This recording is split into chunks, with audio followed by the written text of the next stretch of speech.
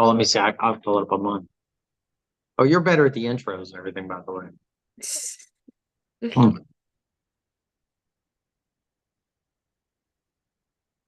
Oh, your meeting. I wonder if, am I live now? When it Yes, asked me to click OK, I wonder if oh, I didn't know if it was asking. yes, we Anyway. are live. All right. Hello, hello out there in YouTube world. I'm Kimberly. This is Brian. And today we are sharing a fun story with you today that we will be I chatting sure. about. Hmm. So We're what is the name doing, of our story? Tell the kids at home. yeah, all right. Again, that's creepy.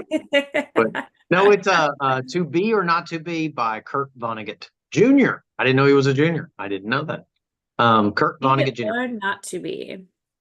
Yeah, and he's would you know him? Do you know him as the author? Like you know No, him? I don't. You don't know Slaughterhouse Five? That was a real common book in school to read. I know the book, but I don't think I read it. If I did read it back in high school, I forgot about All right. it. I think if I remember correct, it's been a long time since I read it, but I remember it. I might be getting it confused with a book by Thomas Mann. Or shit, I can't remember that guy's name, but I thought it was about Germany and like the war's over and they're kind of it's just over and they're scratching around if I remember correctly. But there's Okay. some really horrific scenes with a horse. Oh Remember if I remember gosh. correctly? Yeah, Anyway, when you lost me at horrific. well, that's the horse. There's several authors that have tried for the horrific horse scenes. Dostoevsky did one too, but they're I don't know. Anyway, and then is Equus that one did it too. Oh, The did play what? that Daniel Radcliffe played in. Sorry, I'm setting up the I'm trying to Aurora make sure I Borealis. see anybody who might want to interject and chat with us. Want to Oh, make sure heard. I see that. I was trying to find the live channel. Let me see where I would do that. You just have to log in to the Love It or Hate It YouTube and then watch the stream. Anybody? Okay, cool. Awesome. So if you are following along at home and you want to read along with us, we are going to be reading excerpts of To Be or Zero to Be. So it's to be or zero to be or not to be. If you Google it, it's going to need to get you that, or it'll get you Hamlet 3-1. No, that's the big.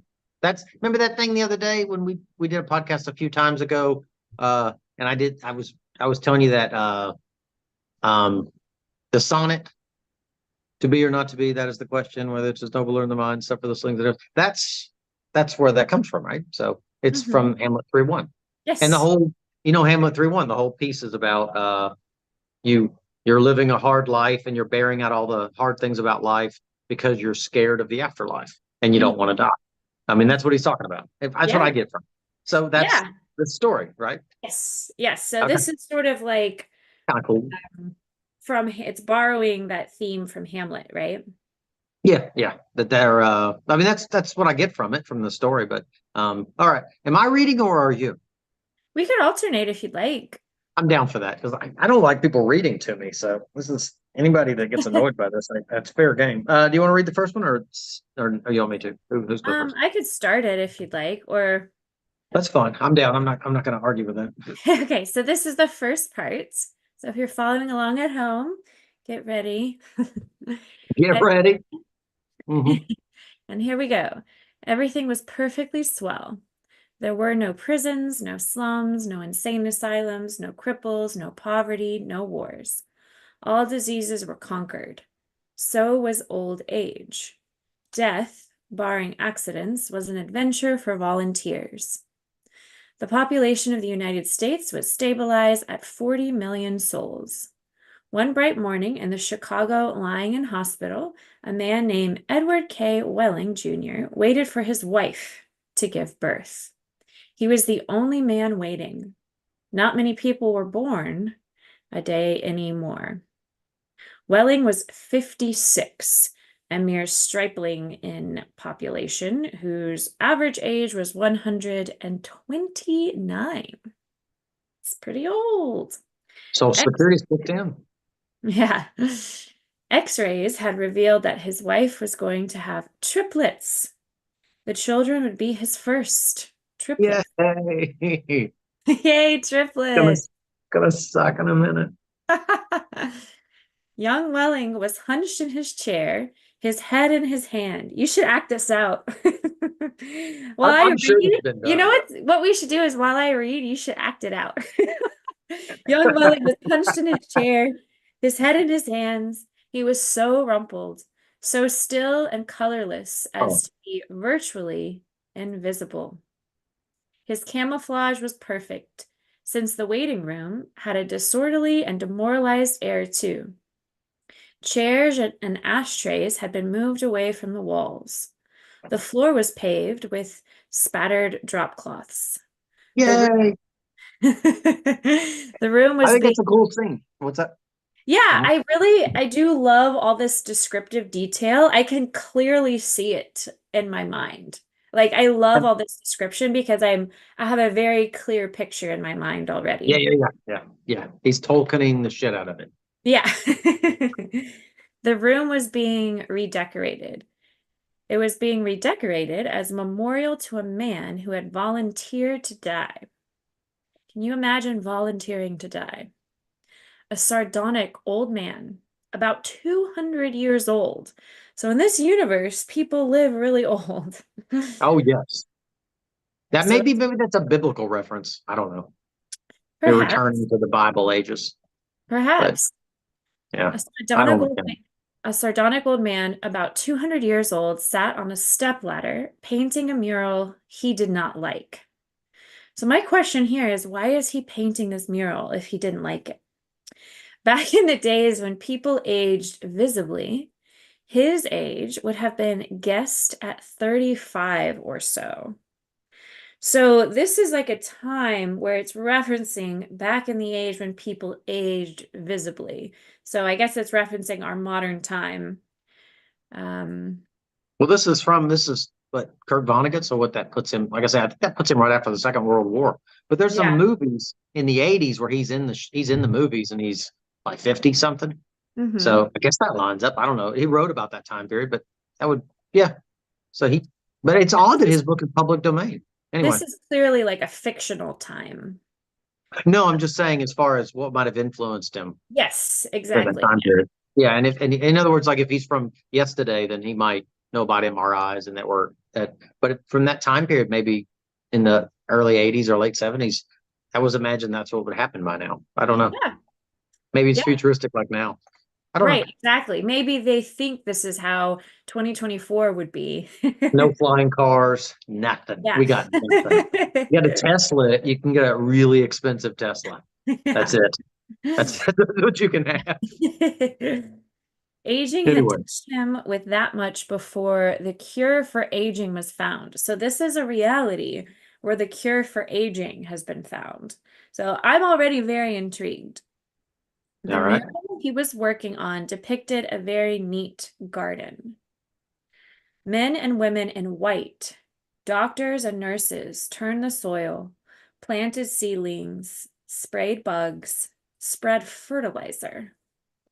Men and women in purple uniforms pulled up weeds, cut down plants that were old and sickly, raked leaves, carried refuse to trash burners.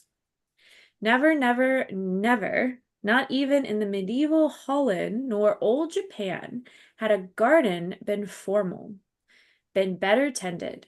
Every plant had all the loam, light, water, air, and nourishment it could use. So I'm picturing this garden and all these workers. A hospital orderly came down the corridor singing underneath his breath a popular song. It's probably good I'm doing this part. What do we do? Oh, the song. Oh, it sounds like You a don't 20s. like my kisses, honey. Here's what I'll do. I'll go see a girl in purple, kiss this sad world, toodaloo. If you don't want my lovin', why should I take up all this space? I'll get off this old planet. Let some sweet baby have my place. Oh. All right, now it's your turn to sing it in a different tune. It sounds like those the way it runs, it sounds like those old riffs. Shoot, I'm trying to think the song We're Just Friends. It has the girl from Wizard of Oz, Uh-huh. and I can't remember, but they're, you know what I'm talking about? It's an old 20s song. Wicked? Oh, Wizard of Oz, you mean Julie, oh, you mean like Julie. the original Wizard of Oz Yes, with yes. Is there Dorothy? What is her name? Judy? No, Judy Garland. Judy Garland. Judy Garland. Yeah. It sounds sort of like an old-timey, but I have no idea what the melody or the tune is. I just made something up. If you don't like my kisses, honey, here's what I'll do. I'll go see a girl in purple, kiss the sad world toodaloo. If you don't want my loving, why should I take up all this space? I'll get off this old planet, let some sweet baby have my place. I don't know. It kind of had kind of a very illicit, has a little bit of an illicit thing. I don't know. Maybe you should try a version, No, like a no, rap that's fine. I'll totally stop criticizing. version. I don't, yeah, I would set You singing don't back a like few my years. kisses, honey. Here's what I'll do. I'll go see Yo, a girl in purple, kiss the sad world toodaloo. If oh, I you was gonna do want that, but my I just loving, no, okay, no, why no, should I take up all this place, this space? I'll get off all this old planet. Let some sweet baby have my place. no. Hip hip hop hooray! Oh, all right. Um, okay, so you want to kind of dissect the meaning of the song? Uh, I feel like it sounds like a 20s or 30s riff type song. But it just there's parts in there that look like the to be or not to be. Kind Um, of, there's yeah, that shuffle off this mortal coil, and she says, "I'll get off this planet." yeah. So I don't know. I was trying to see if there was any other parts in there. The purple. What do you think about the purple? The girl in purple. That's the people who are killing people. The Office of Termination or whatever. Purple. Yeah, I'll go Yes, see the a girl in girl in purple. Yeah, purple. Yeah, that's to kill you. Yeah. the What? purple whip men and women are pulling up the weeds, cutting down the plants. So they're like killing things. Yeah. Um, that's all we know at this point in the story, at least. And the story, it seems like they'll make this reference, but they'll make it in later parts. It sounds like they're pushing eugenics.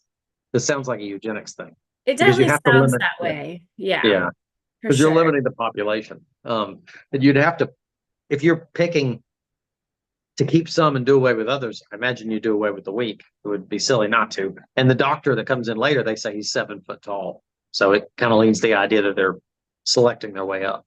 Yeah. That's eugenics. It's That's kind of a eugenics. creepy song, but it's also like sad. Oh shit, I'm kind of off subject. What's that? And he's saying like, so he's basically saying like, if the girl doesn't love him, I might as well leave this planet and let a baby take my place, right? I guess, or maybe it's just an unheard of thing. So it's a joke to say that. I don't know. I mean, this is supposedly a popular song in this reality too. So if this is a popular song, this is sort of like, I guess, echoing their mentality. Like, Yeah, I but can't find love in this world. I'll leave this sad place and, you know. all art is propaganda, but not all propaganda is art. So yeah, Oh that would gosh, be we like don't want to go propaganda. down that rabbit hole. But that's what I say is if this is a form of art, which it is, it's a song from that time period, then it Yeah. has some propaganda to it. The propaganda is that they're pushing that idea as a norm, as a common thing. The idea that you would kill yourself you know what I mean? That kind of thing Yes. to Yes. make some space. Anyway, eh. What was the population? They said it had gone or have. I don't know if you read that yet. Yeah, so the next part, the orderly looked in at the mural, and the muralist said, "Looks so real," he said. "I can practically imagine I'm standing in the middle of it." "What makes you think you're not in it?" said the painter. He gave a satiric smile. It's called the Happy Garden of Life, you know. That's good of Dr. Hitz, said the orderly. So I like this because it's sort of, he's looking at something and he feels separate. And Hmm. then he gets asked the question, maybe there isn't really a separation between the art and the artist. You are sort of living the thing that you're creating. So that's kind of interesting. Oh, that's what you get from that. Okay, I get you. But also, I mean, he's saying it's called the Happy Garden of Life. So, Hmm. Well, I mean, if the painting of the mural they're describing seems like all the people that are involved in that. So, yeah, I guess that's the satiric smile. yeah, So, yeah, yeah. I mean, yeah.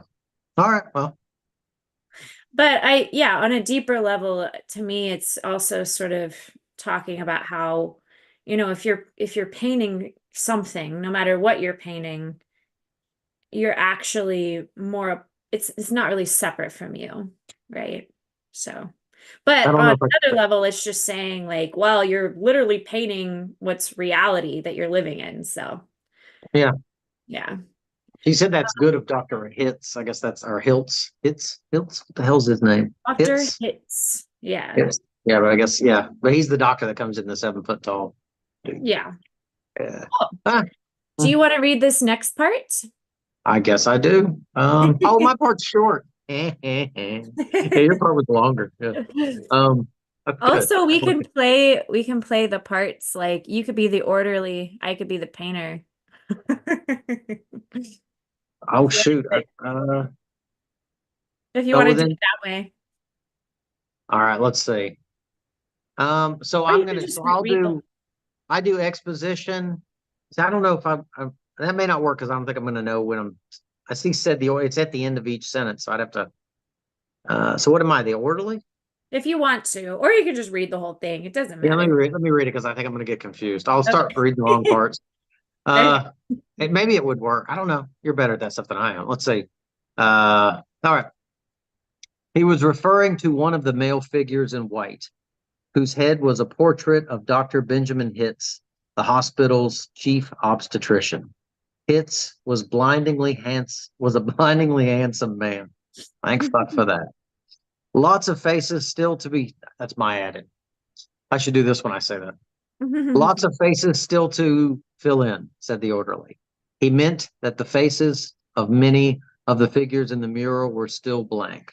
All blanks were to be filled with portraits of important people on either the hospital staff or from the Chicago office of the Federal Bureau of Termination. Must be nice to be able to make pictures that look like something, said the orderly. The painter's face curled with scorn. You think I'm proud of this daub? He said.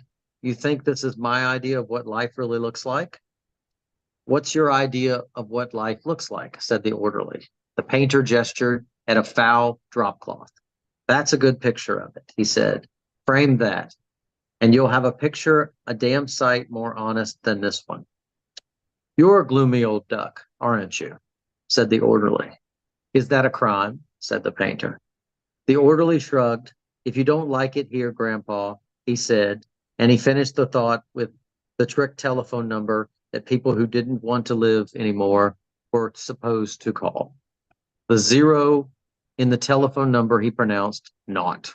The number was to be or not to be. It was the telephone number of an institution whose fanciful sobriquets included Automat, Birdland, Cannery, Catbox, Delouser, Easy Go, Goodbye Mother, Happy Hooligan, Kiss Me Quick, Lucky Pierre, Sheep Dip, Warning Blender, Weep No More, and Why Worry. To be or not to be was the telephone number of the municipal gas chambers of the Federal Bureau of Termination. Wow, the Federal Bureau of Termination. So in this reality, there's a whole company that helps you off yourself, Oh and you can yeah. decide how you want to say goodbye. You can say goodbye, kiss me quick. You can say goodbye, mother. You could say, why worry, easy go. So they help you like write your suicide note, is what it seems like. Oh, that's when he says the telephone number of the institution whose fanciful sobriquet. Sobriquet just means nicknames. So the Yeah. nicknames for the Federal Bureau of Determination, you might call it the automat. Remember later on in the story, somebody calls it the Oh, sheep dip. right. Okay. So Yeah. it's not necessarily like you get to pick the option there. It's okay. I got it. It's just Okay. nicknames for what to call that A place. Because the nickname. doctor calls it sheep dip later. And the lady says, don't call it that. I don't like that term Yeah. or Okay. something. I don't know. Hey, which one of those sobriquets? That's a French one, by the way, French I word. didn't know what Uh, sobriquets meant, so I was just interpreting it that as like oh, yeah. something. That means like a nickname or a Yeah. nom de plume. Is it nom de plume? Anyway, it doesn't matter. Okay. What which one of those do you like the best? If you were living in that time and you had to refer to it in conversation, I like the easy go. I think that sounds That's a kind of really fun. interesting question. Yeah. So if I was living in that time and there was a Federal Bureau of Termination, what nickname would I like the best? Yeah, so Um, you're saying, hey, you're gonna go do the this time or such and such did the yeah. Happy Hooligan, Goodbye Mother, Easy Go, Oh, Cat cat box is what the doctor uses. What's that? Birdland. So Catbox, I'm not sure I understand. Birdland, I don't Cat understand box is the litter either. box, right? Yeah. Isn't So that a litter box? I don't understand how that's a nickname. Because you're a turd and you're getting buried in the litter box. Jeez, that's awful. Well, Okay. I mean, yeah. Cheap But I mean, dip. I think that's what that means. The cat box. Yeah, you're probably right. Birdland. Do you understand that one? No, birdland. I guess Oh, when you know people the you say know. that's for the birds, like you're gonna go fly away home now to a different land or something. So this may have nothing to do with it, but maybe it has something to do with it. They have burial at sea. There's Yeah. also a sky burial that people used to Oh, do, where they would tie you to the side of a hill, your dead body, and the birds would come and pick you to death and yeah. fly away with you, so to speak. I wonder if that's birdland. Like, I don't know. But I mean, like that's referred to as a sky burial, just like a burial at sea. So, Yeah. uh, yeah. So Maybe maybe that's where they're getting that from. I don't fucking Lucky warning, Pierre. Blender. Lucky Pierre. Do you understand that one? No, I don't Lucky get that. Pierre. I don't know. I don't get that either. So comment below if you get that nickname Lucky. for Federal Bureau of Termination. If you understand that nickname, comment below because neither one of us quite get No, that fuck one. no. Happy And kiss me Hooligan. quick. That I've just never seen song. sounds like darkly funny, but not. No, I don't really like any of these. Really? I D. like sheep dip, What is cat D. box. D. Louser?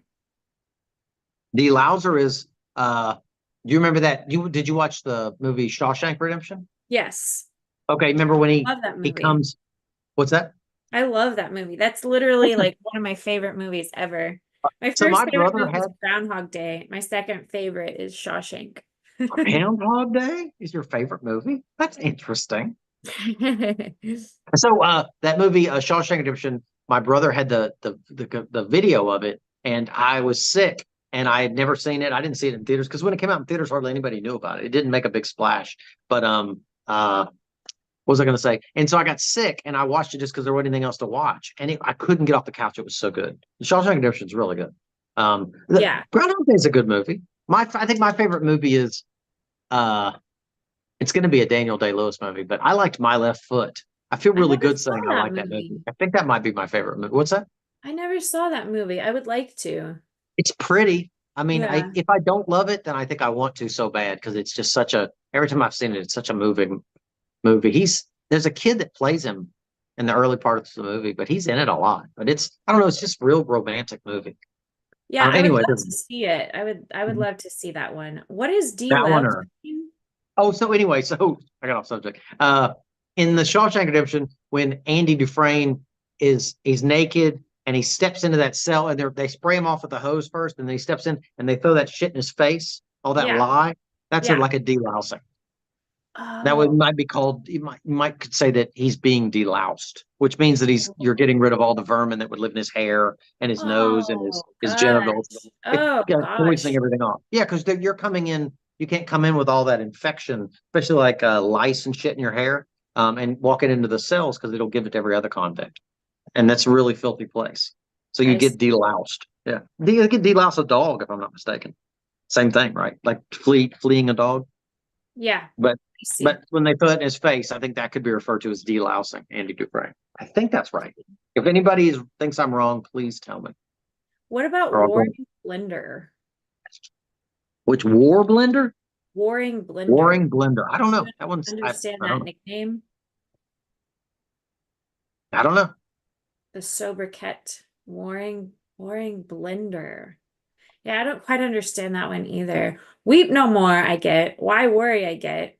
Easy go, I get. I don't like it. I don't like any of these. Cannery? Do you get that? What? How is? Cannery. You're getting canned. No, you're getting put in Oh, a oh can. yeah, obviously. Okay, yeah. I Uh, guess. Pretty close yeah. to it. Yeah. Oh Uh, God. So I guess if I had to Catbox is pick my good. favorite, it's such a crazy question.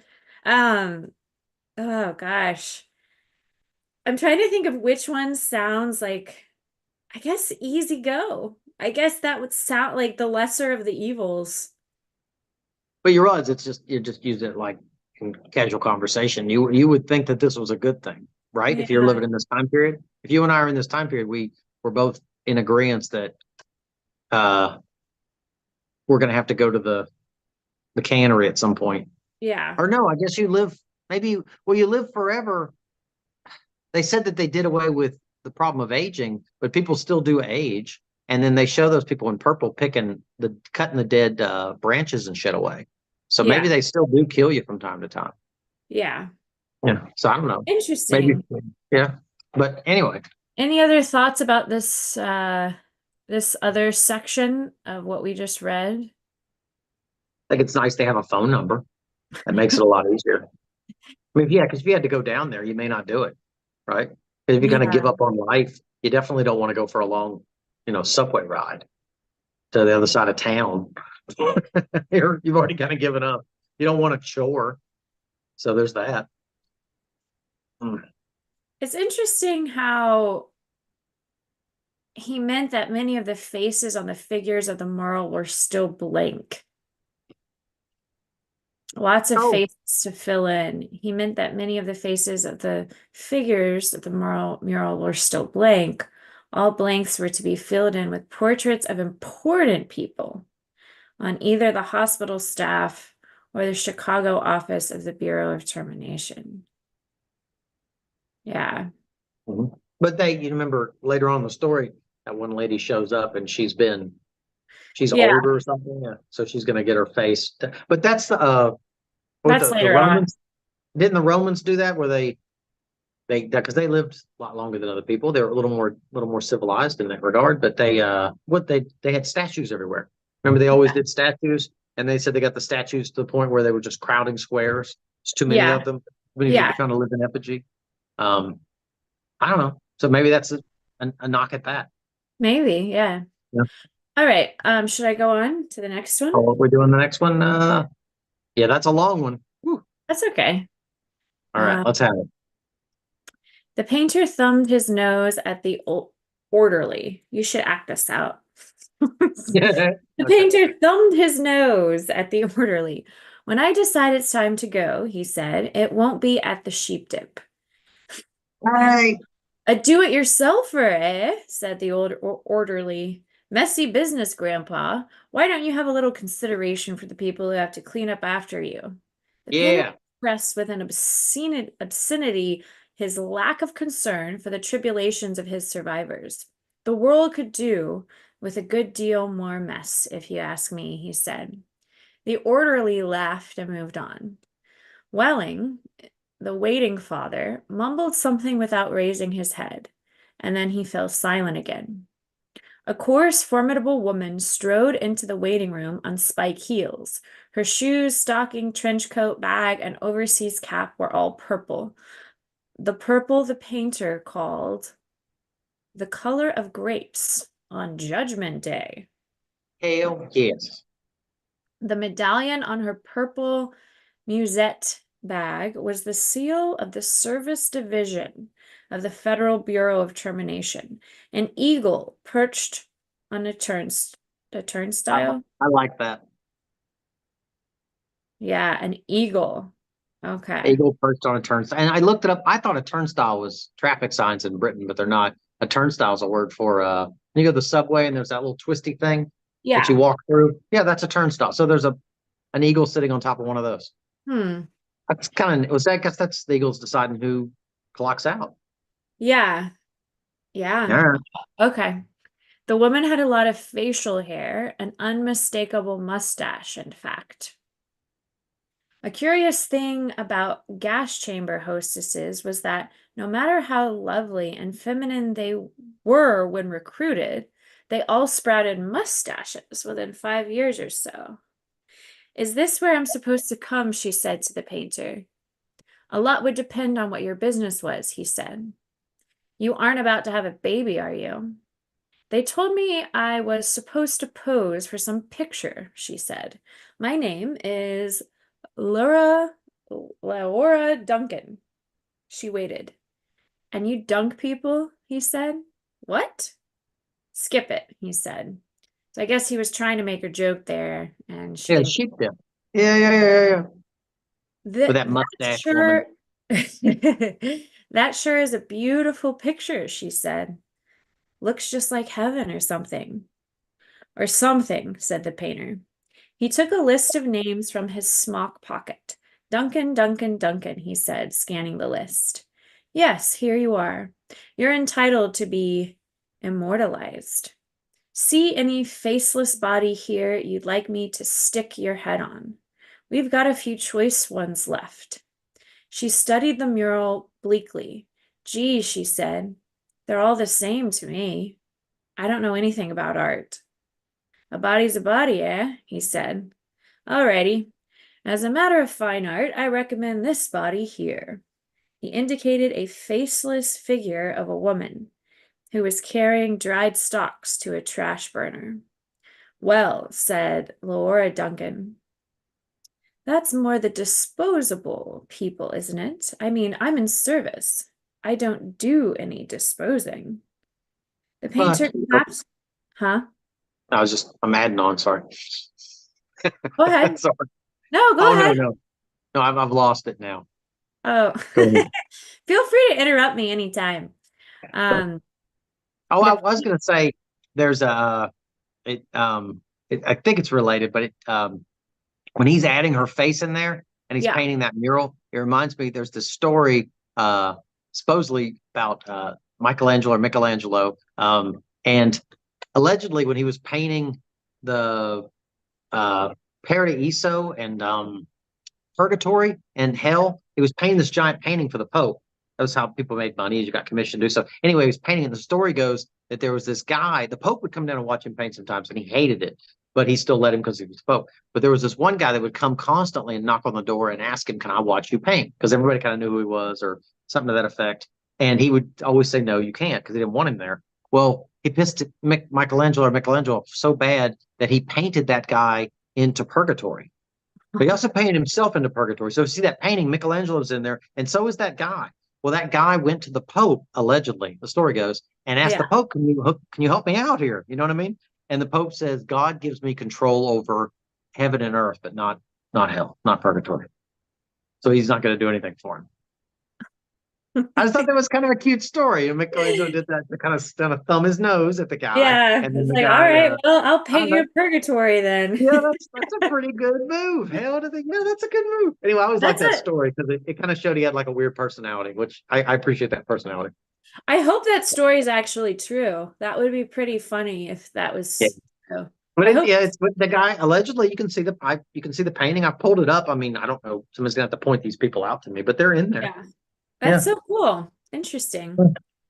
Anyway, Okay, it seemed like a little so bit of a sidebar. Where are you at? You're at the yeah, no painter? worries.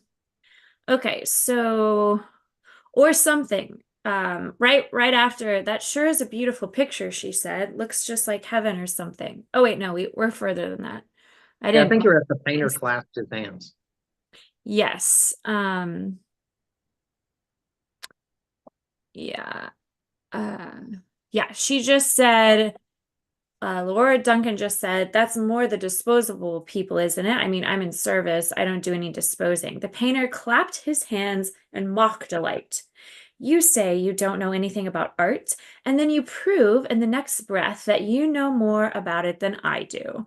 Of course, the sheave carrier is wrong for a hostess. A snipper, a pruner, that's more your line. He pointed to a figure in purple who was sawing a dead branch from an apple tree. How about her? He said. You like her at all?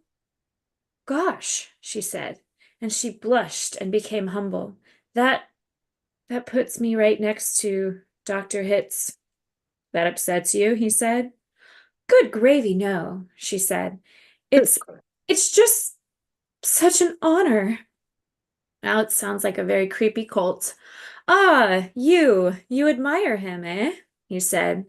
Who doesn't admire him? She said, worshipping the portrait of Hitz. It was the portrait of a tanned, white-haired, omnipotent Zeus. An omnipotent Zeus. Two Omnipotent. on oh right, omnipotent. I always mispronounce that word. Thank It's you. all right. I don't got it done. Omnipotent, omnipotent. 240 years old. Who doesn't admire him? She said. He was responsible for setting up the very first gas chamber in Chicago. Wow. How Hey, admirable, right? and he's getting a lot of women for doing that. Oh my gosh. When they were gunning that gas chamber up, he's like, I'm gonna get so laid by Oh like a my bunch of women. gosh. But I'm setting up a Nothing, gas. nothing would please me more, said the painter, than to put you next to him for all time. Oh, I can sense his sarcasm there. Sawing off a limb, that strikes you as appropriate? That is kind of like what I do, she said. She was demure about what she said. What she did was make people comfortable when she killed them. Huh. Wow. So she's sort of clearly these people are almost brainwashed, or like you said, believing this propaganda about death and how she thinks she's doing something good by Hmm. making people comfortable when she kills them. And she also thinks that she's doing something important. Like she doesn't belong with the like she doesn't want to look at herself as those other people, right? Who Are because are she you makes them against comfortable. assisted suicide? I mean, I guess that's sort of what this text is That's trying what to get she us is. to think about, right? That's what the text is sort of trying to get us to So what question. do you think? Yes or no? Would you allow it? Assisted Assisted suicide. suicide? Yeah, that was, remember Kevorkian, the guy who had that van that he drove Yeah. around and picked people up and killed them in it, I guess. I guess that's what he did. It's funny he had to have a medical degree to kill somebody when you think I could just strangle them. Oh Like you God. don't need any education at all. You just probably need to work out a little bit. Maybe get your wind up. I don't know, but you could just go around strangling fools. You don't really need a medical degree to kill people. But it seems like you always do because it's a doctor that does it, right? And now you get the point, right? It's kind of Yeah. odd. Yeah. But Yeah. anyway, no, but what do you think? Would you do assisted suicide? Do you think that's a fair thing I to have would not. legally? No, No, I'm saying I legally. could not do that myself. You couldn't kill somebody or help them or you couldn't do it No. yourself. Which one do you answer? I couldn't do either one. I don't But if think you I had under any circumstances. I don't uh, think I could. well, yeah, because you know that like the Kevorkian guy, allegedly a lot of his patients were terminal and they just didn't Right. want to suffer anymore, or Right. the expense was going to destroy their family Right. financially before. Yeah. So I don't know. That's I'm not against assisted suicide in those circumstances and specific circumstances. I'm not against it like morally, but I don't mhm. think I could ever be the one to do it ever. That's just Okay. me. Like, So if I told you someone were in that situation that they were getting they were going to kill themselves, yeah. assisted suicide. You know, they're at Dr. Kevorkian's house or Dr. Hitz, and they're going to do it because they don't want to suffer anymore or they don't want to cause their family more expense. Would you Mhm. think that makes them a moral person or an immoral person? Good person. I don't think that makes them moral or immoral. I don't think there is no morality or immorality to that. But you don't, I mean, they're I saving don't their think it family makes them one suffering. or the other. So you don't think that if I said I was trying to save my own suffering, maybe you could say cowardness. That sounds tacky to say that. Or if I was trying to protect your suffering, then that would be heroism, right? Hero? Is that right? I don't want you to suffer anymore watching me die, or I don't want to suffer. Seem like two different types of things, right? Yes, true. Yeah, one seems Like more one can be courageous. You're gonna, self-focused. one's courageous that you're gonna jump instead of letting them push you off, so to speak. It's correct. But I'm just saying, if it were courageous to say, "Oh, it was so brave of that person to kill themselves early so they wouldn't bankrupt their family." If that's true, then that would mean that there's a chance that the people they're talking about in this story are actually very courageous people, and that her job is assisting bravery, right? Well, that's definitely one way of looking at it. That's the Shakespeare thing too. That's where I get that from. Yeah, because Yeah. they're sacrificing themselves to save to prevent the suffering of the people they care about. Mhm. But I don't know if I would look at it as courageous or brave, but I definitely understand why some people do. But remember that this is all okay. Like I say, we'll go back to Shakespeare again, but Yeah, it's come from to be or not to be. So, yeah. uh, who would fardels bear to grunt and sweat under a weary life, but that dread of something after death? Hmm. So why would you even do this if you weren't scared about the death? I mean, why Well, would you fight? That's what I'm saying, that maybe that's to the point that if one of these people says, "Well, I'm just going to run straight at death," then that means they're one of those people that they're not just sucking at life; they're going at that. I don't know. I'm trying to use the Shakespeare part, well, so I but also think it depends on the individual's view of what happens to them when they die. Like, for instance, if they think they're going to a better place, it's really not that courageous. But if they think that they're just going to cease to exist, that's more courageous, you know. Or if they think they're going to go to a bad place, then that's more oh, you talking courageous. about the heavens cults, Well, I'm stuff like that. saying If you're in that it's type of thing, it's different. I'm saying to judge whether their action is courageous or not depends on their view of what's going to happen to them when they die. So you're saying if somebody was like a Jim Jones thing where they're all drinking the strychnine Kool-Aid, that's probably not very courageous because you're trying to get to a better place. You're skipping Right. out on the Yeah. bill. That's fair. I can take that. Yeah, but they don't mention God at all in this, do they? I don't think they do. Well, not so far. So, I mean, the Dr. Hitz let's guy seems like he is because he built the first gas chamber in Chicago. right. Yeah.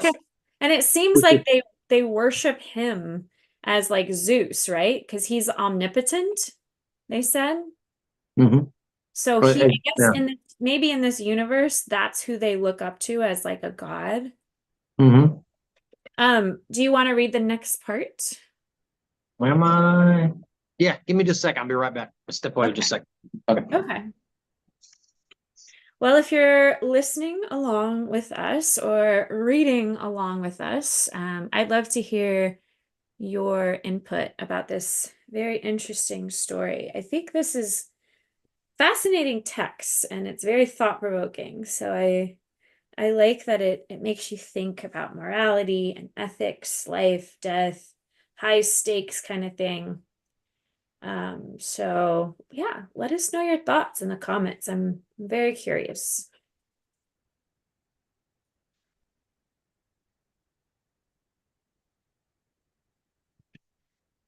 And Oh, I don't, I don't know how you don't have to pee. I think I got syphilis from our last podcast. oh my gosh, I don't know how we started talking about that. Oh, Um, that was a good one. And I do think you definitely have a pretty good fan base if it's all you did shows on sexually transmitted diseases. oh gosh. Um, you're probably not the people that you want to meet in public. Oh, I love your show. I've learned so much. You're like, oh, get away from me. I got to put a condom on before I talk to you because yeah, if you're that into these things, that means you're really into these things. Anyway, all right. So we just left off. What he's painting the mural, and the one Yes. lady is jonesing hard for Dr. Hitz So we just because left off. That is kind of what I like to do, she said. She was demure about it. What she did was make people comfortable while she killed them. So you dun, can dun, dun. take it away from here. All right. All right, here we go. And while Leora, Do you wanna do parts? Like you're I Dr. think, yeah, because, well, we got, I'll be okay, that's, I'll be Laura Duncan and you can be Dr. Hitz. and you want me to read the exposition? Yeah, yeah. Okay. So you're the woman, I'm the guy, and I'm reading the difference. Okay, got it. And while Leora Duncan was posing for her portrait, into the waiting room bounded Dr. Hitz himself. He was 7 feet tall, and he boomed with importance, accomplishments, and the joy of living. He's living. Oh, this is me. Well, Miss Duncan, he said, and he made a joke. What are you doing here? He said, this isn't where the people leave. This is where they come in. We're going to be in the same picture together, she said shyly. Okay, okay. You'll read that. Okay, I'm down for that. Because if I have to read that, it's not gonna work. Good, said Dr. Hitz healthily. Heartily? Oh, that's what it says, heart. Okay. Heartily. Good, said Dr. Hitz heartily. And say, isn't that some picture? I sure Terrible. am honored to be in it with you, she said. Let me tell you, he said, I'm honored to be in it with you. Without women like you, this wonderful world we've got wouldn't be possible. He saluted her and moved toward the door that led to the delivery rooms. Guess what was just born, he said. I can't, she said. Triplets, he said. Triplets? She was exclaiming over the legal implications of triplets. The law said no newborn child could survive unless the parents of the child could find someone who would volunteer to die. Triplets, if they were all to live, called for 3 volunteers. Did the parents have 3 volunteers? Said Laura Duncan. Last I heard, said Dr. Hitz, they had 1 and were trying to scrape up to, and they're trying to scrape to up. I don't think they made it, she said. Nobody made 3 appointments with us. Nothing but singles going through today, unless somebody called in after I left. What's the name? Wheeling, said the waiting father, sitting up, red-eyed and frowsy. Edward K. Wheeling, Jr. is the name of the happy father-to-be. He raised his right hand, looked at a spot on the wall, gave a hoarsely wretched chuckle. Present, he said. Oh, Mr. Wheeling, said Dr. Hitz, I didn't see. The invisible man, said Wheeling. They just phoned me that your triplets have been born, said Dr. Hitz. They're all fine, and so is the mother. I'm on my way in to see them now. Hooray, said Dr. Wheeling emptily. You don't sound very happy, said Dr. Hitz. What man in my shoes wouldn't be happy, said Wheeling. He gestured with his hands to symbolize carefree simplicity. All I have to do is pick out which one of the triplets is going to live, then deliver my maternal grandfather to the happy hooligan, and come back here with a receipt. Oh my gosh. Wow. Oh. So in this world, only volunteers help deliver babies. So people work for free and they have to volunteer to help deliver babies, and only fathers or parents are allowed to have 1 baby. You're not allowed to have twins or triplets. You have to decide which one's going to live if you have all 3. No, you understand that the doc, they'll deliver them in the hospital. The grandfather's, he has to die so that the kid can stay. So someone has to die in order for a baby to be born. In order for them to keep the baby. Yeah, remember they said they Yeah. locked the population down to what, 40 million? Yeah.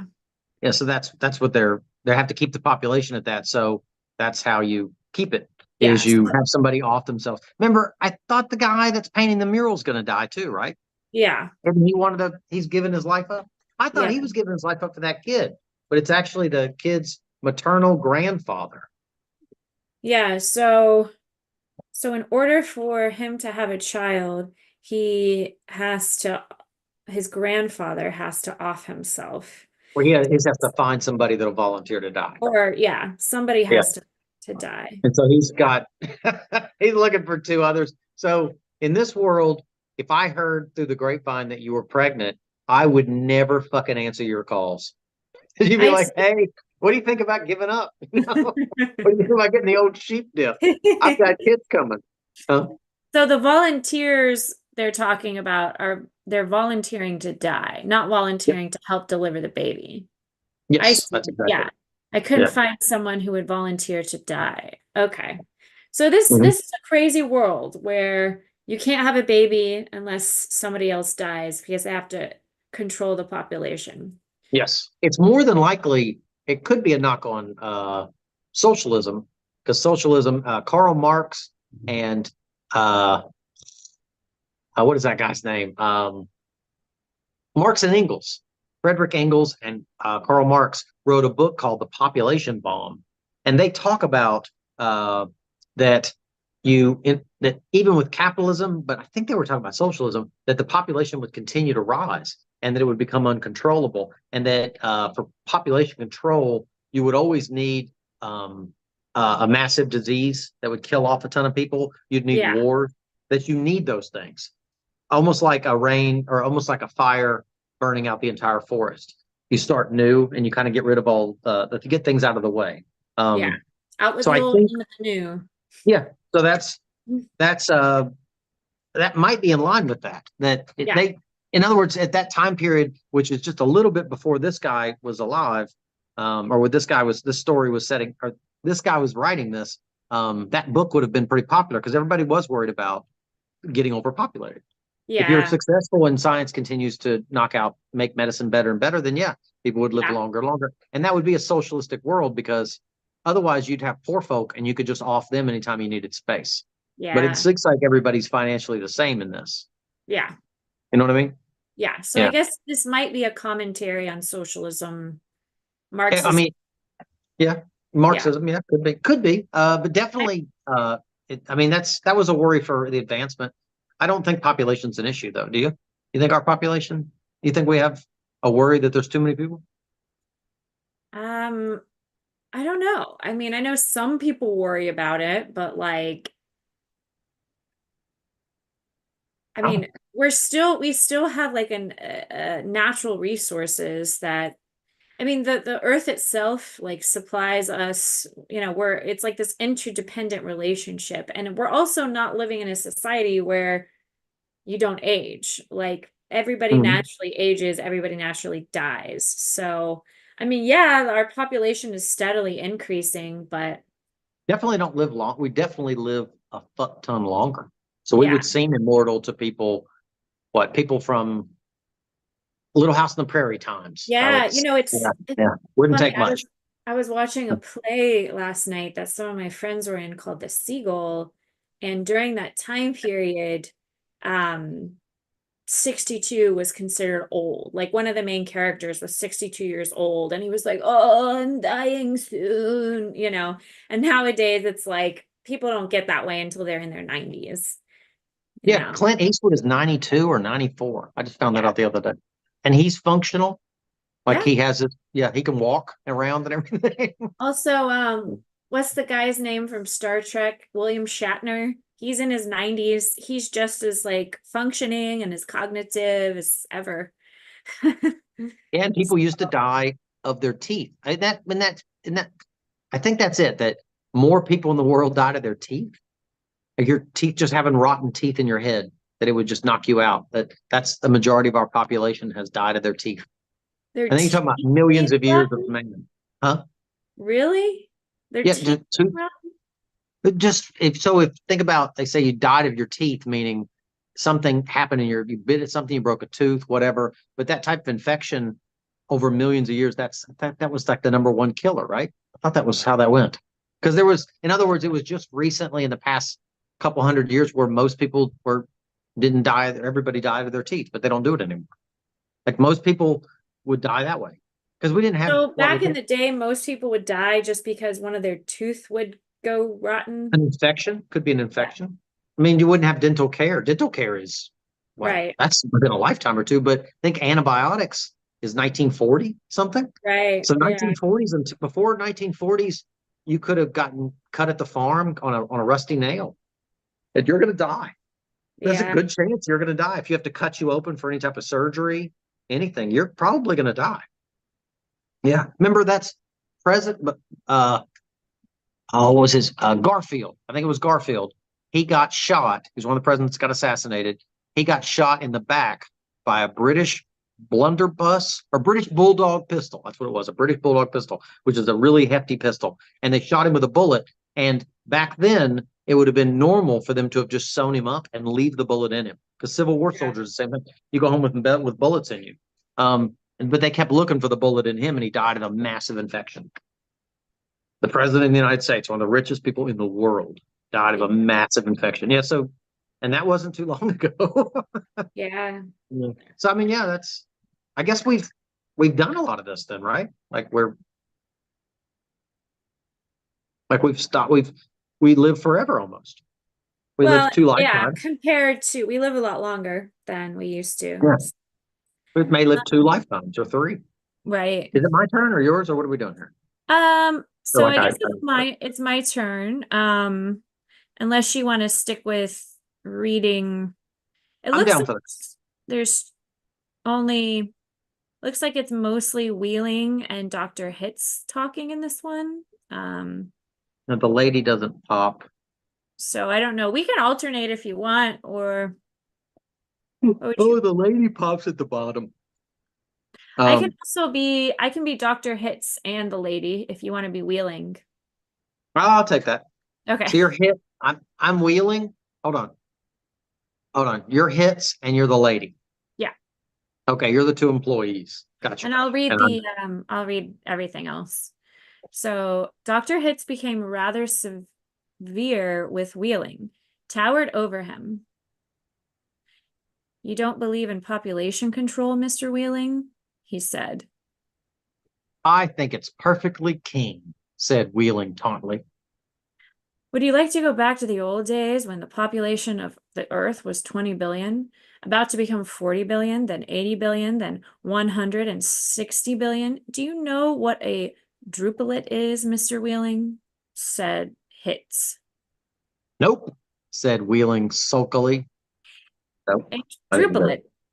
I wonder if I'm pronouncing that right. A I druplet, think you are. Mr. Wheeling, is one of the little knobs, one of the little pulpy grains of a blackberry, said Dr. Hitz. Without population control, human beings would now be packed on the surface of this old planet like drupelets on a blackberry. Think of it. Wheeling continued to stare at the same spot on the wall.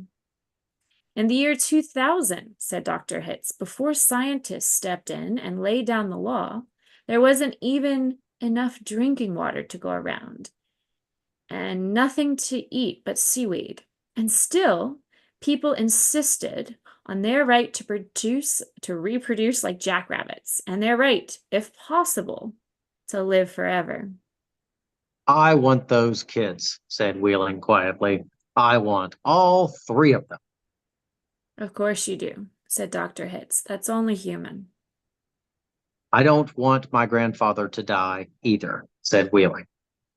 Nobody's really happy about taking a close relative to the cat box, said Dr. Hitz, gently, sympathetically. I wish people wouldn't call it that, said Laura Duncan. What? Said Dr. Hitz.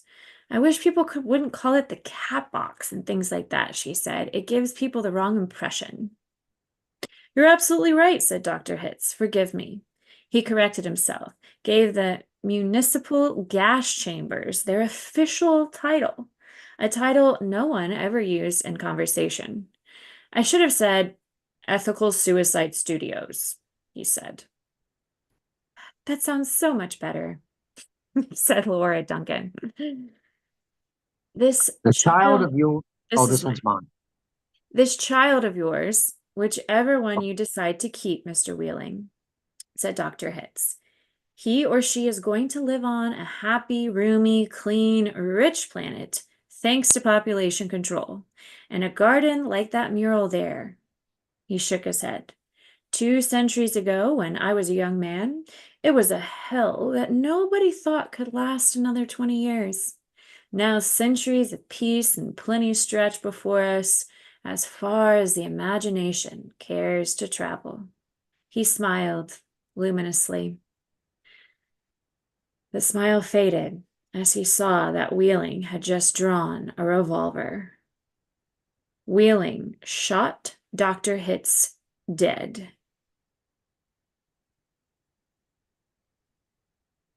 And then he said, "Your cue." I didn't think that was me. Where is me? Wheeling shot Dr. Hitz and said, "There's room for one. A great big one," he said. Sorry. And then he shot Laura Duncan. "It's only death," he said to her as she fell. "There, room for 2. And then he shot himself, making room for all 3 of his children. Nobody came running. Nobody seemingly heard the shots. The painter sat on the top of his stepladder, looking down reflectively on the sorry scene. Wow, so Dr. Hitz, he shot Dr. Hitz, he shot Laura Duncan, and then he shot himself just so his 3 triplets could survive. I totally get shooting Leora Duncan. I don't like her. I don't really like her too much. She's kind of a suck up. And the doctor, Yeah. why not? Yeah. He needed to go anyway. So, well, all right, do you want to read this last one? is that the last part? I There's- didn't honestly think it'd be that easy for us to go through this. I honestly thought we had a ways to go. When you started saying he was shooting, I thought, man, did we miss a part? But no, it's not that long. All right. So this is me. Yeah. What do you want to talk about that one, or does that what do you, like Yeah, we can talk about it some. I mean, the population control thing that they mentioned? There's a book, Freakonomics, yeah. and they talk about, you don't talk about. There's a chapter in there where they talk about abortion, and I'm pretty sure that it's that one, but they mentioned that is however you feel about it. If you look at the financial state of people when it was allowed, and then it goes through a certain time period, that poorer people did better financially, that they didn't take as big of a hit. And then they weren't arguing for it or against it. They were just pointing out that that's an economic thing that showed that when abortion became more common, people didn't have as many, they didn't overburden themselves with children. So it seemed to do better for them in that way. Like I said, it's not a commentary on abortion, pro or negative. They were just making that point. They may have said other things. It's been a while, but I don't know. You know what I'm talking about? Like that's a type of population control. I don't know how poor people could have it easier. I don't get that. Meaning if you weren't, like if you're poor and you were pregnant and you didn't have the option to do away, to have the abortion, then you would have to bear that financially. So any type of life that you might have had would be taxed by that. Kids are expensive. You're gonna have to live that life. And Right. what the point they were making was that financially, they tended to do better because they had that option to kind of get out of it. So they weren't being sacked with too many children. They could bear the number a little better for that type of irresponsibility. That's a type of population control. Like rich people don't get abortions. If they do, it's for face to shame. They can afford that child easily. They could have a nanny, put the nanny with it. I'm talking about uber rich, or actually probably just upper middle class. But if you're really, really poor, that could ruin you. Can you imagine taking a kid on your expenses? But so that's population control. If you're really, really poor, how are you going to take care of the kid? That's what I'm saying. Yeah. But that's a type of population control. Because if you put abortion onto the street and make that legal, or whatever, if you have some community that we're imagining, and abortion is perfectly legal, then the main people that will use it will be the poorer people. So it's population control against the poor. So I guess you're saying that's just like a form of population control, right? Yes. because you're controlling the population of the poor, not the rich. That's Right. not taxing them. I mean, they would have gotten that done either way anyway. They So would have had their position. what else about this scene is worth discussing? Let's see. So I guess it kind of relates to what we talked about earlier, you know. Is it Mhm. courageous? Like what he did, is that courageous? Or is it socially irresponsible? Um, It's also worth mentioning, like he uses that droplet example, the blackberry, which is a really cool example. yeah, You know, talking about the little berries on the, but he yeah. says that, but they never actually got there. When I originally read this, I think Saying, I thought that they did.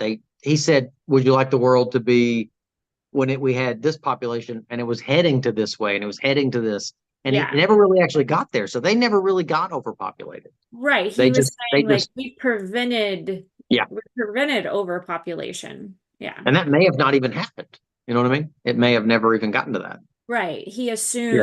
He assumed that the world would be symbolic of those pulpy little grains of the blackberry, right? And we Yeah. would all be squished together. But And we'd be living on seaweed. so they took measures of trying to prevent that. Uh, but we And don't you know like for seaweed. So you probably like that one. sure. You I like do. seaweed, right? I do. Yeah. I went through a phase where I tried to eat it. I'd buy those little packages at the health food store thinking I was being Yeah. healthy. But no, it's not. Well, It's not. seaweed, if you eat it more raw, it's healthier raw because it has it's good for like your thyroid, has like iodine and it's, you know, there's different nutrients to seaweed, but if you're What about eating the like fish the food? little like sheets of it that are baked, you're not really getting a lot of nutrients. Just But let if the fish eat it and then I'll eat the fish. Like that. It's indirect. Oh yeah, it's a good so is that hold on. Okay, so I'm gonna read the last one. Is that me? yeah, if you'd like I don't to. think there's I'll read it, that's fine. Okay. There's not really any back and forth. I think it's just the guy. Or you want to do the she said at the bottom. Okay. There's a lady that pops in there. I think she answers the phone. Okay. Okay, the painter pondered the mournful puzzle of life, demanding to be born and, once born, demanding to be fruitful, to multiply and to live as long as possible. Do all that on a very small planet that would have to last forever. All the answers that the plant painter could think of were grim. Every grimier, or even grimier, surelier than a cat box, a happy hooligan, an easy go. He thought of war. He thought of plague. He thought of starvation. He knew that he would never paint again. He let his paintbrush fall to the drop cloths below, and then he decided he had had about enough of life in the happy garden of life, too. And he came slowly down from the ladder. He took Wellington's pistol, really intending to shoot himself, but he didn't have the nerve. And then he saw the telephone booth in the corner of the room. He went to it, dialed the well remembered number, to be or not to be. Federal Bureau, oh, this is you, Federal Bureau of Termination. said the very warm voice of a hostess. How soon could I get an appointment? He asked, speaking very carefully. We could probably fit you in this late afternoon, sir. It might even be earlier if we get a cancellation. Yes. All right, said the painter. Fit me in if you please. And he gave her his name, spelling it out. Thank you, sir. Your city thanks you. Your country thanks you. Your planet thanks you. But the deepest thanks of all is from future generations. Dang. Yes. Wow, what a dark and like I like how it said grim, even grimmer than a cat box ending. Oh, that's a cat's not going to appreciate that. Oh man. That's very, very dark and I think it's a good one. I do. Like I said, I think it has that commentary on the socialism. I don't know, but we'll see. I mean, the population control is interesting. so this was They people say written, that now, though. They say that the population's going out of control. yeah. This was written Oh, at what time? shit, I don't know. Let's see. Um, that's when Gutenberg released in 2007. That is a good question. I'll find out. So the story was written by Kurt Vonnegut. Mhm. Project Gutenberg. Release date May 3rd, 2007. Okay, so it wasn't written that long ago. I don't think that's right. That I think can't it be. was already 1962. Yeah, okay. So I think this particular ebook was released in 2007, but That's Project Gutenberg is items that are in the public domain, and after a certain amount of time, I think a lot of books will turn into public domain. That's probably when it became that, from oh, so 1962 to now. yeah, so this is public domain. Yeah, But it was so that's originally it. written in 1962. So going back to what you're saying, like it's very well possible that this is a commentary on Marxism, socialism, how people are worried about overpopulation and like projections into the future, which really make you think about, life and death and like assisted suicide, all that stuff. Really dark, dark. I I heard somebody say the other day that the CRT, the critical race theory stuff, Yeah. is just Marxism. But Huh. How so? instead of having just poor and rich people, you have poor and white people. White people are the rich people in the example. It's the exact same thing, though. It's interesting. It does read very Well, similar to that that. reminds me of a speech I remember seeing Biden say where people were sort of like, I can't remember who shared this with me, but the person who shared it with me felt like Biden was sort of like not all he's cracked up to be. There was a speech that Biden was saying, he basically equated poor with black people. Like he said, I Yeah, I know love, what you're talking about. Yeah, yeah, like somebody was referring to poor people, and then he was like, I'm a huge advocate for black people. I know Instead what of, you're talking about. Yeah, yeah, yeah, so yeah. he was sort of equating like all poor people are black kind of thing, which was a dumb thing for him to say, especially if he's trying to pander. It But might be. It's him doing that Freudian slip yeah. where you say, which I do you know that joke? The guy who had the Freudian slip at breakfast with his wife. Or have you heard the joke about the guy who did the Freudian slip with his wife at breakfast? Hmm. He, she gave him a breakfast and he meant to say, "Could you pass the ketchup?" But what he accidentally said was, "I hate you, you fucking bitch." You get the joke. It's a funny joke. Oh, that's funny. That's like It's a better than big some of those Freudian jokes you slip. read. What's that? That's a pretty big Freudian slip. I don't know if I call that Freudian. No, it's funny though. It's funny. Oh, so you got anything else to say about this? What do you think? It's a good piece. I mean, I do think I like that it's very thought-provoking. I don't like how dark and dismal it is, but that's just because, I prefer having hope for humanity. But I mean, I definitely think it's an interesting piece to analyze, You don't talk think about. that's a hopeful outcome for man. No, But I don't think what's that the doesn't. alternative though? You do want us to cure sickness and hunger and disease and death, right? I don't necessarily think that I don't think we should live forever. No, no, but I mean that would still be something that you'd want us to have, right? Like that would be a better A future if cure no for disease could take us. sickness. Yeah. Okay. I mean, that's a good question because everybody is working towards living long. Like we all want to live longer. We all want to live without disease, right? But in Sure. reality, if we were living forever, how We could how run into this, right? yeah, is this what we would run into though? Like again, this What is this is hypothetical. We don't know if what this is what we would actually run into. what would happen otherwise? You'd run out of space at some point, right?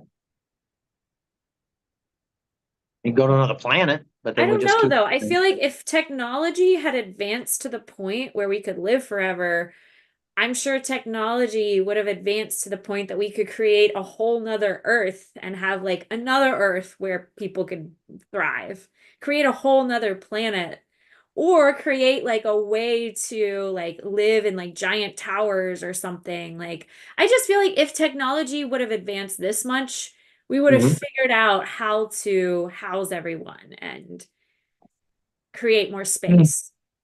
Well, think of like a small example of this. Japan, post Second World War. Yeah. The war's over. The United States, and part of the treaty, or a big part of the treaty, they get cut down. They don't have a military anymore. The United States essentially acts as their military. So Japan pours everything into technology, and they start to boom. And they solve a lot. They become an amazing nation. You know what I mean? Solving a lot of problems like that, but they overpopulate really quick and they run out of space. That's why Japan tries to get Korea, tries to get China. That's why you've had a lot of those wars about land. So that's a very local example. I don't know. So we could run into that, but say if you want to cure all sickness to where nobody has to suffer, you'll suffer this instead. Instead of being scared of death, you end up getting scared of life because there's so much of it. Like you have to control that. I don't Yeah. know. That's weird. Mm. Yeah, But it's pretty interesting. Not there yet, so I don't know how probably not for a long time. much. Not for a I long I time. think the best philosophy still is to just try to enjoy your life while you have it. Um, Don't be a droplet yeah. on a little seed fill. Oh, so this is totally off subject, but I did want to ask this because I heard somebody mention it. As I asked you what you thought, because it seemed like an interesting topic, and it's kind of on this, but it's not, kind of not. It's a lot. What is the value of art?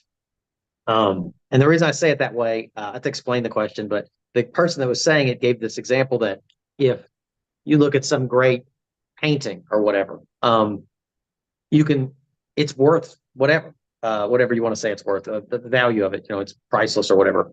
A copy of it, an exact copy of it that you or I probably couldn't tell the difference of, couldn't tell that it was the difference, is worthless. So what's the value of that art? What is the real value of art? So you're talking about monetarily. I'm saying, what is the value in general? You use any term you like, but I mean, just You're meaning that talking if you, about like monetarily though, like a copy of the same painting isn't worth well, as much money. the monetary is just a great example, but I mean, it could be, say, priceless doesn't necessarily put a monetary value on it. You know what I mean?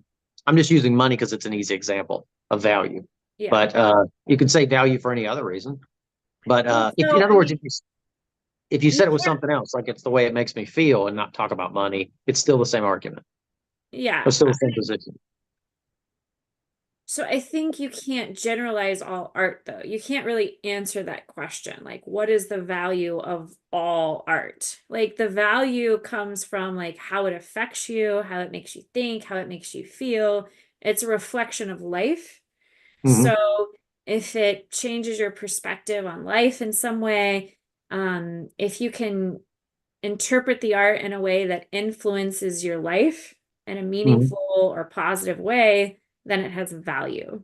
No, but Uh, I'm being much more esoteric than that. okay. Meaning that's why I say is if you have, say, the Mona Lisa Uh-huh. and all that stuff you just said applies to that, the way it makes you feel, the way it changes you, Yeah. whatever. If I put the copy of it right next to it, that's worthless. No, it's not. But You're no, but I'm saying that's the worthless position. from a monetary sense, But it's but to not in like anybody that values art, it would be a when fake, a you say comp. value, are you talking about money or are you talking about something else? It would be all that though.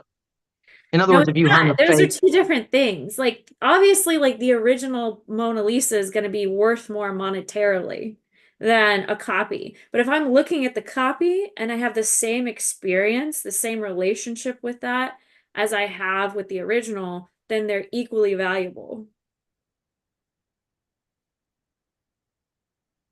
you wouldn't think that would devalue the original.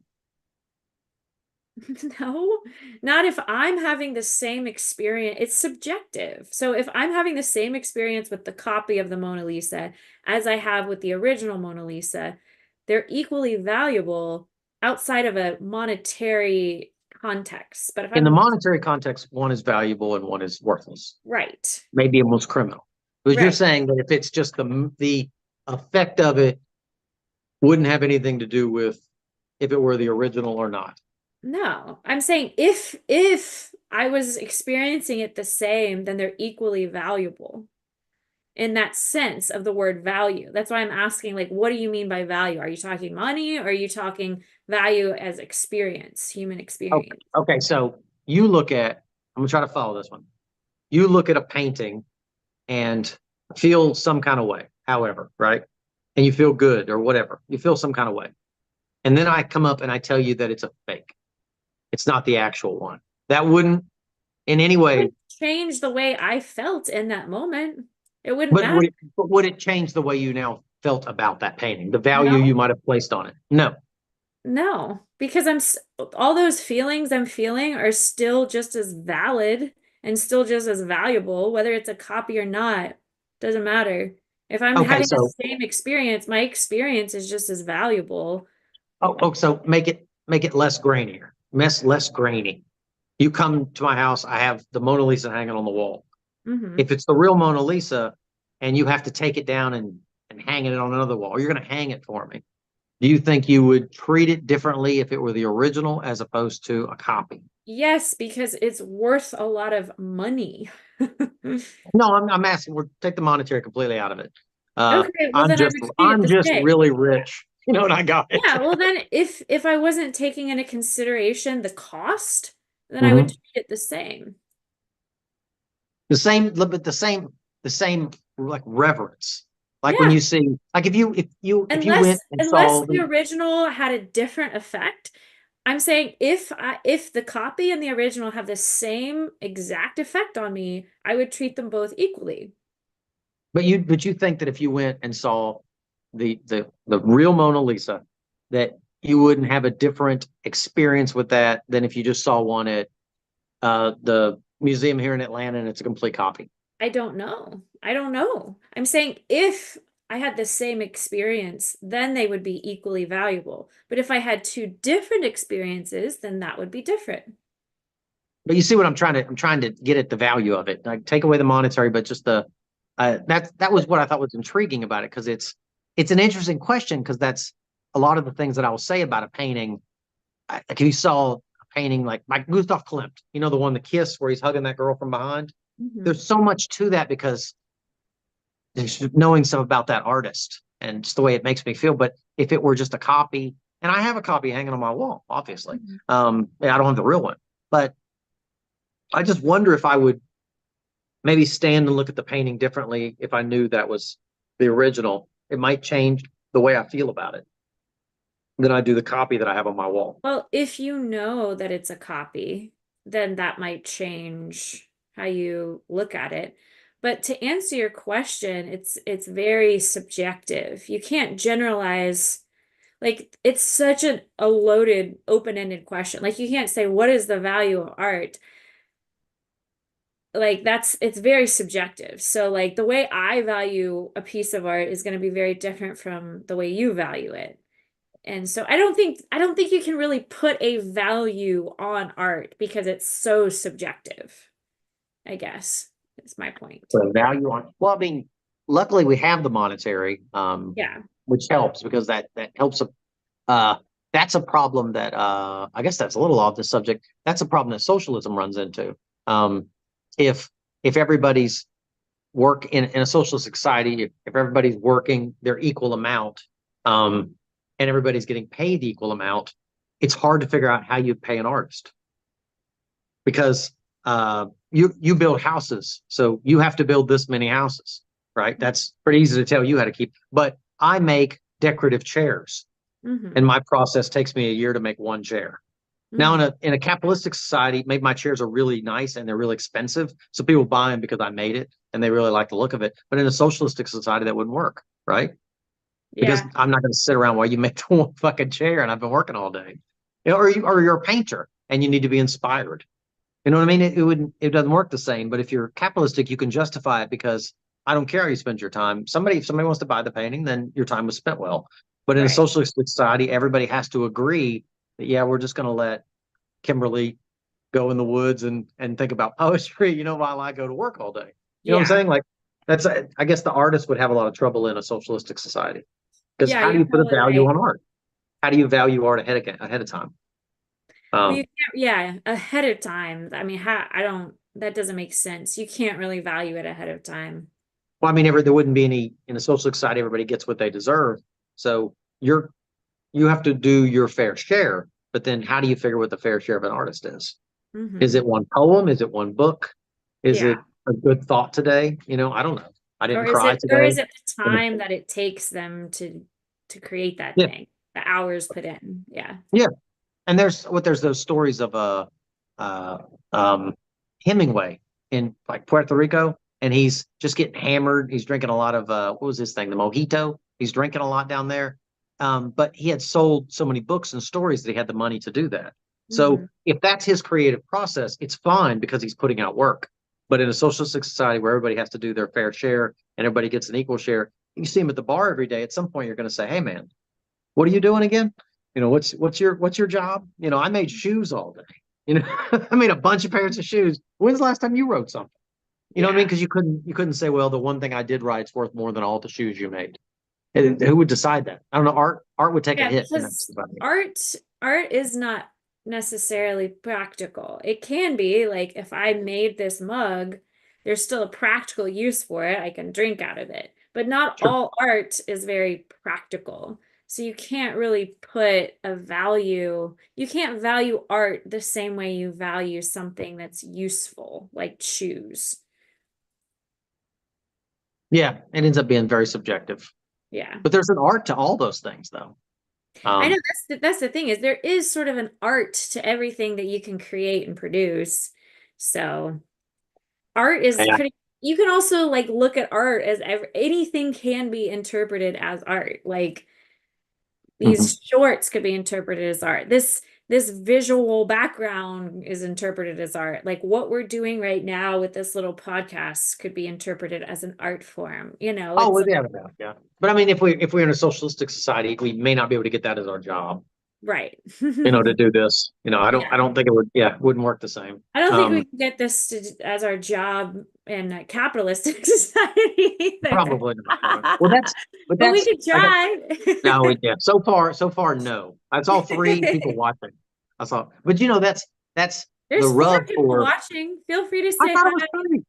Oh, comment, I'm sorry. Oh, no, I see it four. But chat amongst yourselves. Mhm. that's, one of the things that they ran into, what, like was it, uh, Soviet Russia or whatever, when they were doing they're running socialism, the game of it, Yeah. or I guess they still are, but they to do price controls because you have to figure out what things are worth because capitalism, that's one of the things when you're selling things, the market will bear. It'll show you what something's worth. If you charge $100 for the shoes you made and nobody pays, it's that you have to lower the price. Yeah. Anyway, the market kind of bears out your price or bears out your price. But in that society, you have to make the price. You have to have a control on it. So they said we didn't have computers back then, obviously. So they had these just huge books, and they would have, if you were going to sell nails, you had Yeah. to look up that one fucking nail and find out Yeah. what one nail was, and they had it all the way down to the nail, and you had to Yeah. look at it, and slows down the market it grinds to a halt because there's so much labor intensive things just to keep your controls right. Because if Yeah. you went out of the control, you'd ruin the market. Right. I don't know. It's interesting. That I feel is like I got interesting. us way off subject, but No, that's fine. I think we were done sort of talking about what we read, the to be or not to be. So, oh, at some point though, we do have to do an episode on RFK Jr. Is that the guy? That's his name? yeah. Your Yeah. buddy, the guy that wrestles bear in Yeah. the Alaska mountains with his shirt off? Yeah, that guy. I like a lot of his views about health. I know. I know.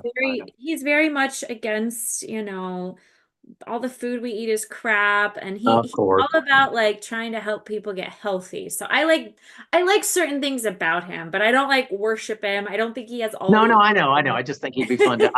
I enjoy it. I would enjoy the conversation because I know you kind of got him a little bit. You're a little bit more into him than I am. I don't like.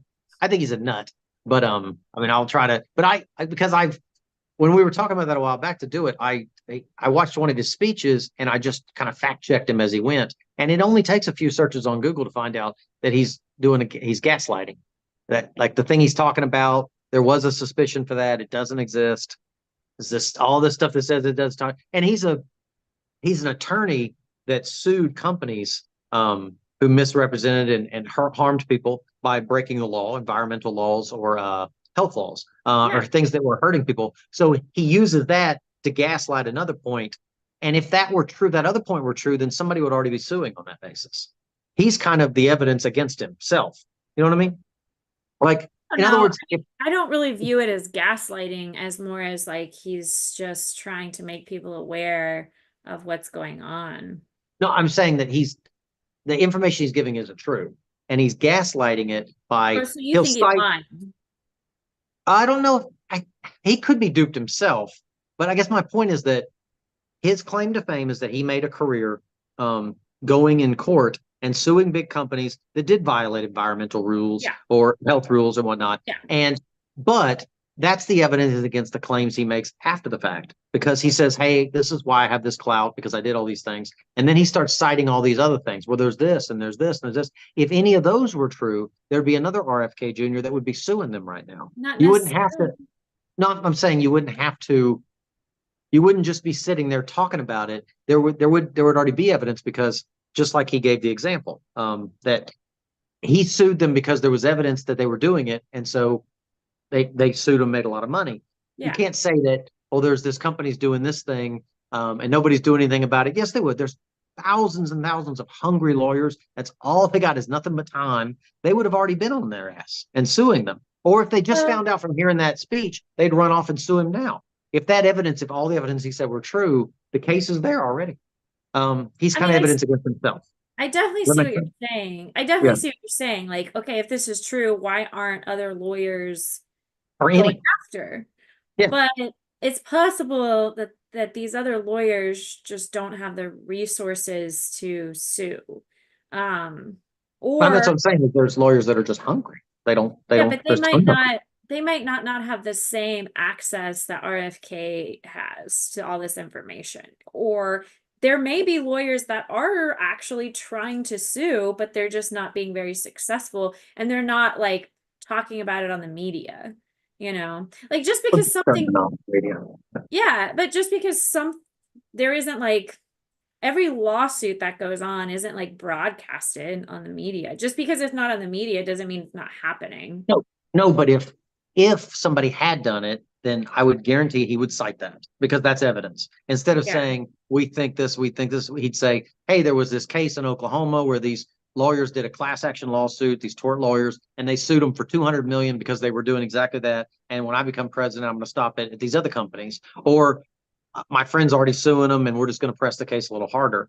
But he doesn't say that. He says there's evidence and I'm going to get it when I get in office. But if that were true, there'd be a lawyer that would watch that interview and say, oh my God, I'm going to look that up. Oh shit, here's all the evidence. I'll go to court tomorrow and sue. But I guess You know what I mean? my question is how do you know that's not happening? Just because you're Because not he would have hearing cited that about as an it. example. He would have cited that as an example. That's a great example. Instead of saying, believe me, it would be, hey, there's this court. They've already voted on it. They've already got this evidence. They've got this. But he doesn't say it that way. He says, when he gets in office, he's going to do it. Well, yeah, I I mean, don't I believe don't that. know. I do see your point. Like, I do see Yeah. your point. Like, it's a great He's got question. pissing on his own shoes. Yeah, it's a great question. I mean, there could be other reasons why there might be some evidence, but like, you can only do so many lawsuits at once, you know? So Sure. I don't But know. a while back, I had a car accident when I was at work, and I was driving a work car. And I wasn't in the car. The car got hit and I was around it, but I wasn't in it. So I had nothing to do with it. Somebody Yeah. hit my parked car.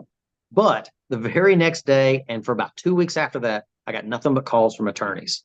And because Oh, attorneys, there's a ton of attorneys out there that are out of law school, they don't have any customers, and yeah. they will go to the city, the hall justice or whatever it is, and they will comb the public records and see Yeah. every case that happened. And they'll just call people constantly trying to make money. That's the same thing for those tort lawyers. Those tort Yeah. lawyers make hundreds and hundreds of millions of dollars suing pharmaceutical companies. I don't know. But don't That's a you bit have of to an issue keep, for me. don't lawyers have to keep a lot of that stuff like under wraps for a while? Like, I don't know if you can talk about it all publicly. Like, there may Well, be plenty of lawyers trying to do these lawsuits, but I don't know how much they're allowed to publicize it. it depends. But I mean, if they're class action lawsuits, I mean, you see those on, because there are examples of that being happening. You see commercials. Yeah. I'm sure you see commercials late at night where they, have you used Roundup and sprayed Roundup. You know, Yeah. you have Hodgkin's lymphoma or whatever. Yeah. That's an example of they actually have evidence. And so Yeah. those tort attorneys are spending hundreds of millions of dollars to sue people for billions. Yeah. So that's why I say that's why I say he's gaslighting, because he uses an example where he used the law and he used evidence correctly and he sued somebody and then says, oh, and there's this thing over here. No, that one's not like the other one because you haven't got the evidence. If you did, you'd have the money already. And that company wouldn't be doing that. Because as soon as he said it, if that were true and there really was evidence that, X, Y, and Z, like I say, it would be sued to death if they didn't get police walk in the door and arrest them. Yeah. If there actually was the evidence. I don't know. I mean, that's Yeah. fair. Yeah. And he does wrestle polar bears, shirtless. He is Maybe a bit he's ruddy. too busy wrestling polar bears to do that every lawsuit in the And world. fist fighting kangaroos. Yeah, that's fucking guy. But no, Yeah. we can chat more about RFK another I thought time. we'd fact check him. Like we could do a speech and fact check Sure, him. yeah.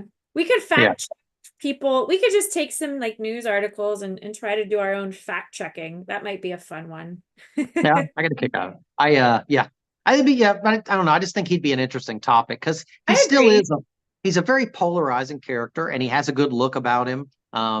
He's definitely tapping into that that kind of, for lack of a better word, like a kookery, like a type of crazy vein that's very much in the media. There's that underlying thing. A lot of people don't believe the media. They don't believe the hype. They think that all the pharmaceutical companies are out to get them. There's a collection of those very subtle points that most people carry in their heart all the time. Yeah. They still when they get sick and the doctor gives them prescription, they'll still go fill it. They'll take the pills, but everybody kind of thinks, I think they're trying to keep me sick. That kind of thing. And he's on that wagon. And that's an interesting one to get on. I don't know. And it's hard not to agree with some of that. No, I agree. Yeah. We should save that for the next one, I think. I think that'd be a fun one to do. Cool. We've been going for 2.5 hours. Yeah. I say are you cool with calling this one, wrapping it up for now? I'm fine. Yeah, I don't know what else we can talk about. I really enjoyed reading that text and commenting on it and thinking about it. So if you're watching at home, if you have any comments about what we read, to be or not to be, let us know. Or if there's any other pieces of like short stories like that you'd like us to read and reflect on, snippets, short stories, snippets, comment below. Let us know your suggestions. And we definitely remember at some point we got to do the alien one. Because I have that one. Do you know Communion? Do you know that one? That book? No. Or there's a movie too. Yeah. It's Whitley Strieber, but he wrote a book called Communion. It was real popular in the 90s. Everybody was getting abducted by aliens. But that book, it was real popular for a long time. Anyway, he has another book where a lot of people that read that book wrote him in letters about their abductions. Okay. And so he published a whole book of their letters. And it's all categorized. So some of them are sexual, some of them are violent, and you can kind of go into a category and read somebody's letter to Whitley Strieber about their abduction. And there's some good shit in there. Cool. I don't know if you like the alien stuff, but I think that's fun. I think it's really interesting. Yeah, that's a great idea. And the letters are short too. So yeah, cool. Yeah. Let's do it. I'm down. Well, thank you all for watching. I'm curious to hear your comments. And so I guess we should decide what we read today. Do we love it? Do we hate it? Or somewhere in between? I think on a scale of 1 to 5, as far as like, I would rate it like a 4. Only reason I would rate it a 5 was just because it was pretty dark. But as far as like conversation, it stimulated conversation. So I'd rate it a 4. I'd give it a 5 because I think that's the reason why I give it a 5, because it stimulated conversation. It's a good conversation. Yeah, it was fun. Cool. Okay, well, till next time.